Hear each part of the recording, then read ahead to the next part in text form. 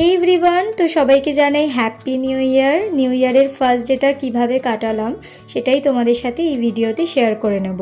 তো আমরা 5 জন মিলে রেডি হয়ে ইভিনিংয়ে চলে গিয়েছিলাম লেক টাউনে।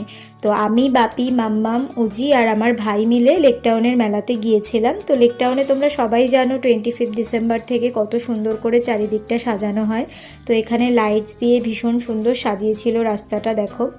আর সাইডে একটা ছোটোখাটো মেলা হচ্ছিল, তো মেলাতেও আমরা ঘুরেছিলাম।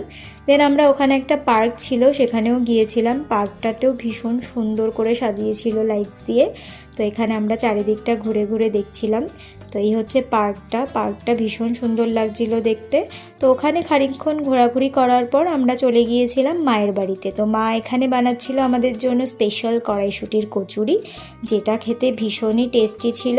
তো কচুরি খাওয়ার পর আমি খেয়েছিলাম আইসক্রিম। দেন এইভাবেই কাটিয়েছিলাম আজকের দিনটা। চলো দেখা হবে নেক্সট ভিডিওতে।